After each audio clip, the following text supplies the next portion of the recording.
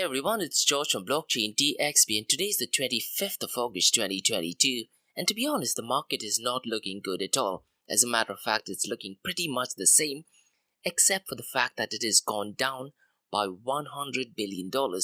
But other than that, cryptocurrency market is pretty much looking the same. The price of Bitcoin, cryptocurrencies, Ethereum is relatively the same. The news that I'd like to talk about today is one of the OGs in the Bitcoin space called Simon Dixon.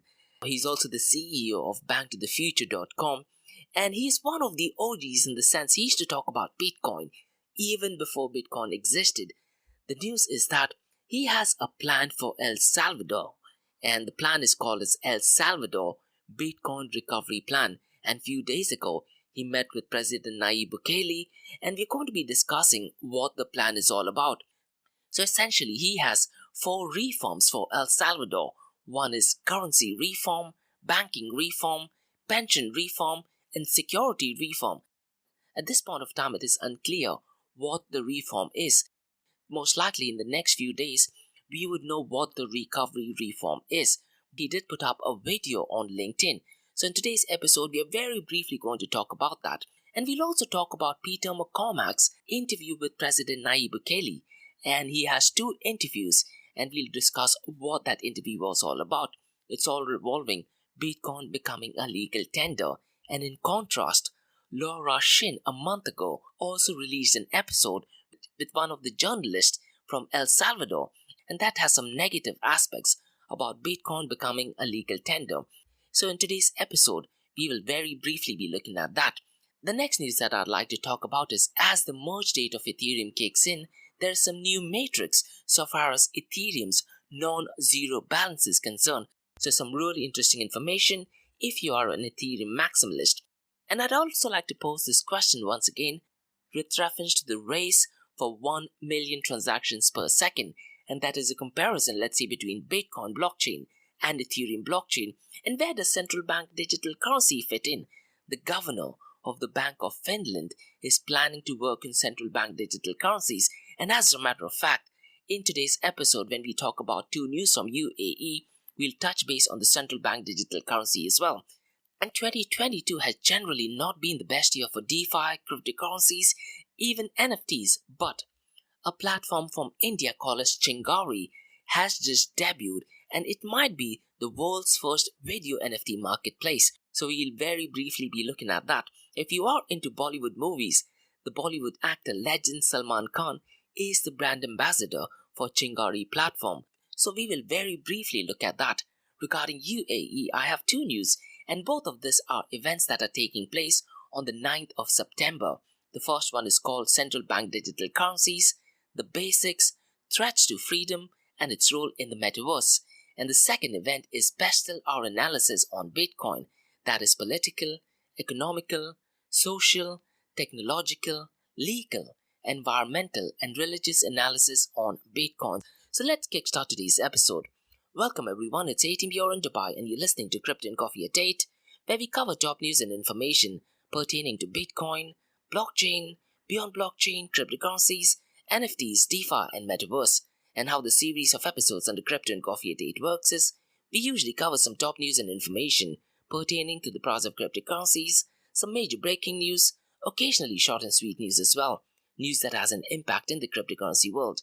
The other 2 news and information is related to Dubai, UAE and Middle East from the cryptocurrency world.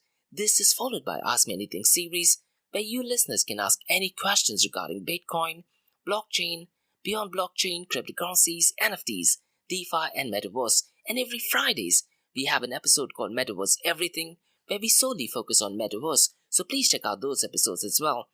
The format for Metaverse Everything podcast is completely different, and what I do is I publish a daily and weekly report via my LinkedIn profile, so please follow me via my LinkedIn. My LinkedIn is on the show notes below. Or you can also go to the Blockchain DXB website, that is www.blockchaindxb.com, and look for the crypto blog sections. Alternatively, you can also go to the Medium website and just type in Blockchain DXB. Now let's kickstart today's episode. Today is the 25th of August, and to be honest, the market isn't doing too much. It has just gone down by $100 billion So the global crypto market as of today, 25th of August, 5 a.m. Gulf Standard Time, is at $1.03 trillion. Since the last 24 hours, it is marginally increased by 0.22%, and the total crypto market volume over the last 24 hours is $69.11 billion. And since the last 24 hours, it is marginally up by 0.55%. The total volume on DeFi is ridiculously low. It is down to $4.82 billion, and DeFi accounts for 6.97% of the total crypto market 24-hour volume. The volume of stablecoins is once again really low. It is down to $61.58 billion, and stablecoin accounts for 89.09% of the total crypto market 24-hour volume.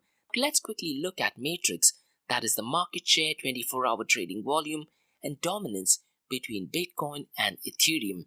The market share of Bitcoin has gone down, and as of today it is $409 billion. Ethereum is currently at $202 billion, but maybe in the next couple of minutes, or maybe in the next 30 minutes or 1 hour, it just might be $203 billion. The 24-hour trading volume of Bitcoin is currently at $31 billion, and Ethereum is currently at $16 billion. These numbers are ridiculously low if you want cryptocurrency to overtake the fiat world. Maybe in the next few years, or maybe in the next decade, hopefully these numbers are at least 10x times higher. The dominance of Bitcoin is also down, and it is currently at 39.66%, and Ethereum is currently at 19.70%. Today's episode, I'll very briefly start off with Simon Dixon, who's one of the OGs in the Bitcoin space. He's been talking about Bitcoin even before Bitcoin was created. So the whole idea of a peer-to-peer electronic cash system is something that Simon Dixon has been talking about even before the creation of Bitcoin. He's definitely one of the OGs of Bitcoin, even blockchain, and he has been speaking to a lot of politicians. In fact, he has spoken to Boris Johnson, the former Prime Minister of England, and talking about financial reform in England. And in 2016, he did visit Dubai, and I did get the opportunity to have a one-on-one talk with Simon Dixon back in the day. And that particular day when we talked about Bitcoin, price of Bitcoin was $160. Simon Dixon definitely knows in and out everything about Bitcoin, even cryptocurrency in general. Now, Simon Dixon did meet with President Nayib Bukele. As a matter of fact, if you follow him on his social media, on his Twitter, on LinkedIn, he's actually tweeting what the discussion is all about. Just a few hours ago, he actually mentioned via LinkedIn that in the land of Bitcoin, a reform is coming. He focused on 4 things, that is, a currency reform, banking reform, pension reform, and security reform. So at this point of time, it's unclear what the reform is all about. But Simon Dixon does have the ability to change the financial structure of a country. This begs this question: was making Bitcoin a legal tender a good move? What were the short-term and long-term implications for it? What I would recommend you guys to do is, there are 3 podcasts I would recommend you to go and listen. Peter McCormack, the host of What Bitcoin Did, who probably might be the number 1 or number 2 podcasters in the Bitcoin space. He has 2 interviews with President Nayib Bukele. The first interview was immediately after when President Nayib Bukele announced Bitcoin to be a legal tender. As a matter of fact, it was just within a couple of months that he had this interview. This interview does clear a lot of misconceptions that the general media is talking about.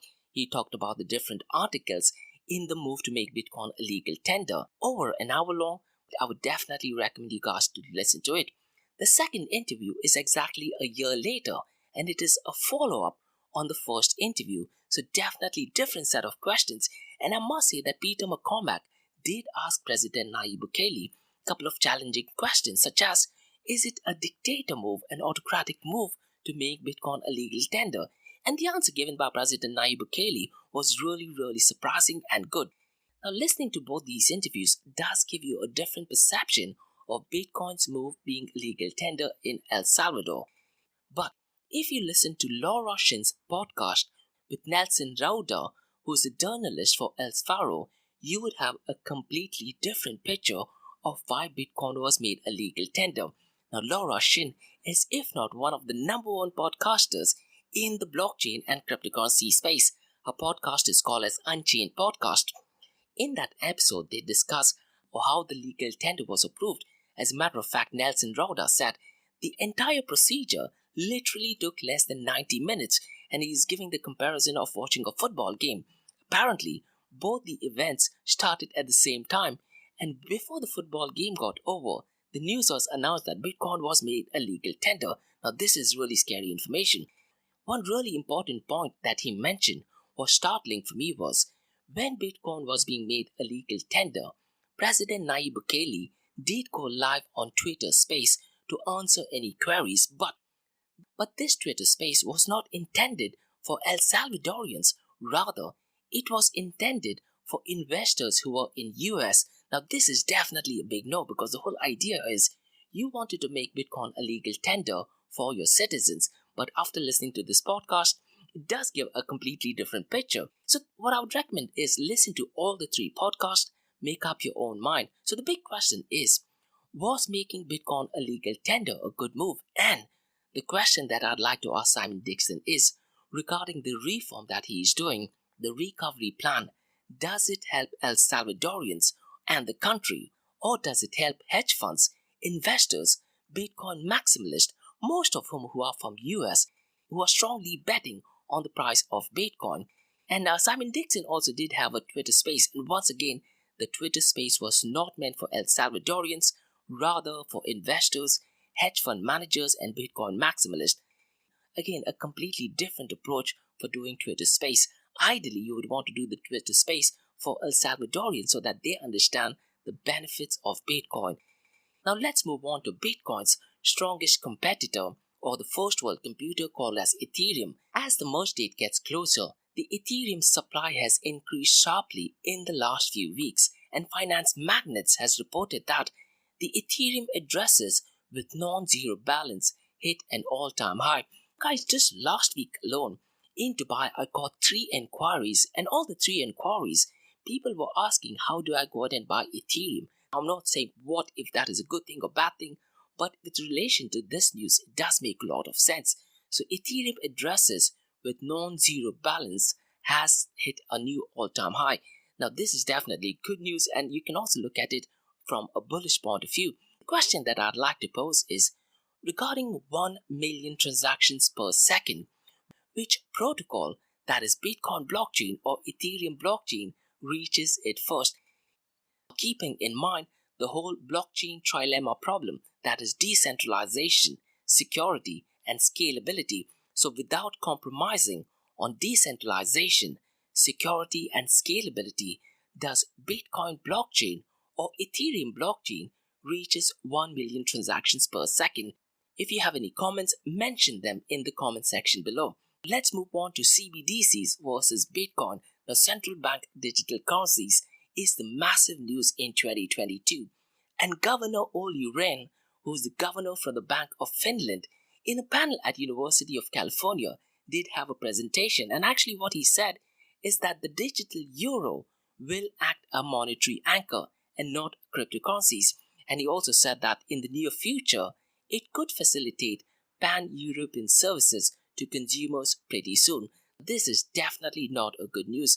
One thing which I've been saying for the past 4 months or so, the biggest problem right now in the cryptocurrency space is stable coins. And there are 2 metrics which is really scary. The first one is the 24-hour trading volume is ridiculously low.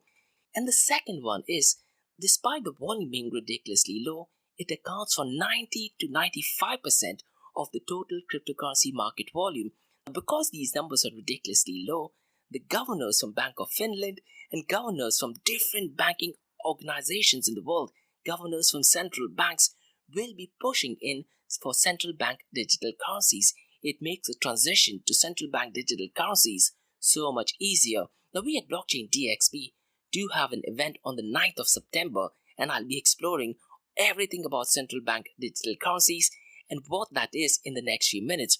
But before that, let's talk about some positive news from Mumbai, India.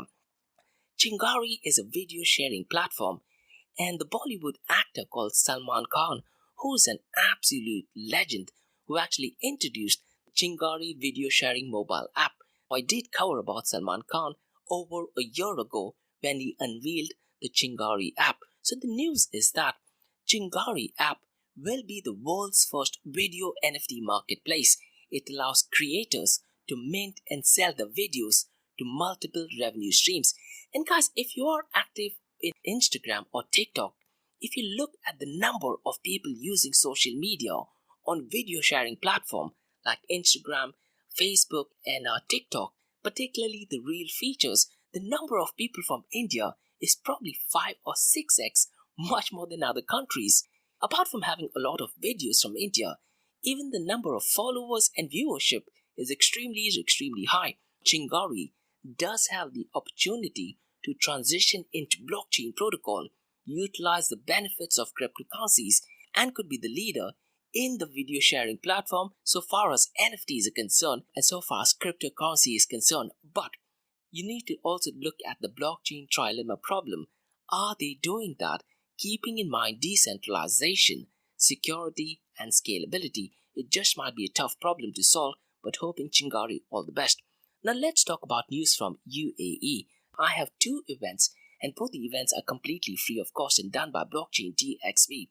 The first one is called as Central Bank Digital Currencies, the Basics, Threats to Freedom, and its role in the Metaverse. Now this event takes place on the 9th of September from 11 a.m. to 12:30 p.m. Gulf Standard Time.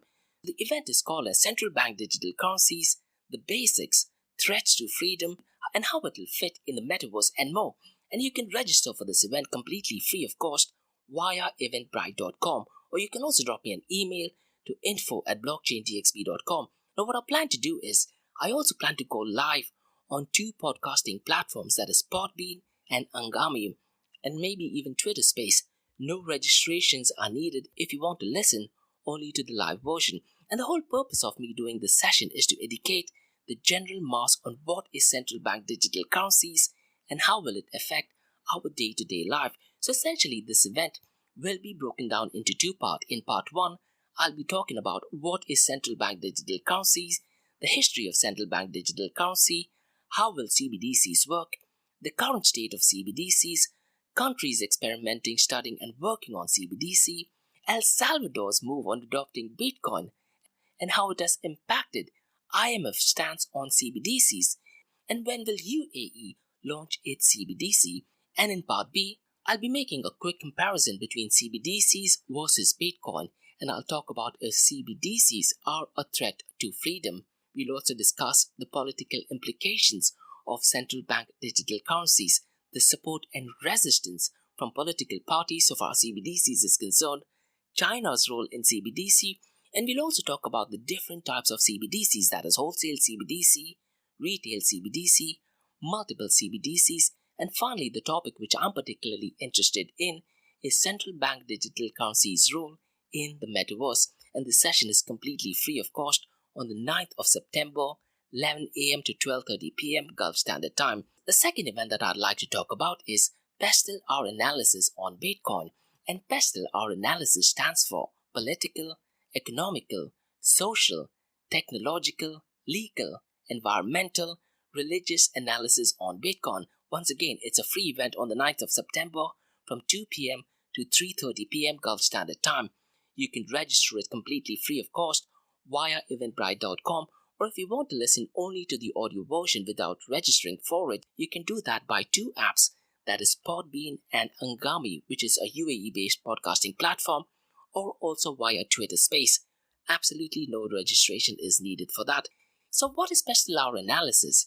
If you have done your master's or MBA, you would know Pestle Our Analysis is essentially a tool used to gain a macro picture of an industry environment, and it allows a company and businesses to form an impression of the factors that might impact a new business or a new industry. In this session, we break down elements of Bitcoin at a very macro level to better understand its impact. We will be discussing each area in detail to better understand Bitcoin. Under political, we'll talk about if Bitcoin is apolitical. Remember guys, Bitcoin was created as a movement towards separation of money and the state, but politics do have an impact in Bitcoin. We will talk about right wing versus left wing, who supports Bitcoin. In UK, Conservatives or Labour Party who supports Bitcoin. In India, is it the Congress or the BJP who supports Bitcoin, and quite a lot more. Regarding economical factors, we will discuss, is Bitcoin the biggest global wealth redistribution, and can Bitcoin change the dynamics of money? We will also discuss the inflation numbers, the exchange rate, and quite a lot more. Regarding the social aspects of Bitcoin or an analysis on Bitcoin, we will look at the social impact of Bitcoin and blockchain for generations to come. We will also discuss Bitcoin's usage in first world countries versus underdeveloped countries. And are millennials the one who are using Bitcoin, or are they early boomers who are using Bitcoin? Regarding the technological analysis on Bitcoin, we will talk about the user experience of Bitcoin, the different forks of Bitcoin, the latest update which happened in Bitcoin last year, that is Taproot and Snort Signature, economies of scales for setting up mining operations, and quite a lot more. But I'll do this explanation at a very basic level. Regarding the legal aspects of Bitcoin, we will ask this very simple question: is Bitcoin legal? Where does governance, regulations, and legislations fit in? And what can governments do in order to support innovation and Bitcoin? Regarding the environmental factors of Bitcoin, we'll tackle the whole ESG concern. We'll look at the Bitcoin mining energy consumption. We will also talk about the past, current, and future state of environmental impacts. And finally, regarding religious factors, we will talk about, is Bitcoin Sharia compliant? What are the religious factors and commonality in Bitcoin? And how is Bitcoin seen in the Middle East, and quite a lot more. So that's all for today, guys, from the Crypto and Coffee at 8 from Blockchain DXB. In case if you guys have any feedback or suggestions, please drop me an email to info@blockchaindxb.com. You can also check out my website, that is www.blockchaindxb.com. You can also check out my other website called area2071.com that talks everything about Metaverse. And if you like listening to this podcast, please click on the follow button, give it a 5-star rating, and share the word across. Now for the next 30 minutes is going to be an Ask Me Anything series, where you listeners can ask any questions about Bitcoin, blockchain, beyond blockchain, cryptocurrencies, NFTs, DeFi, and Metaverse. So let's kickstart with the Ask Me Anything series.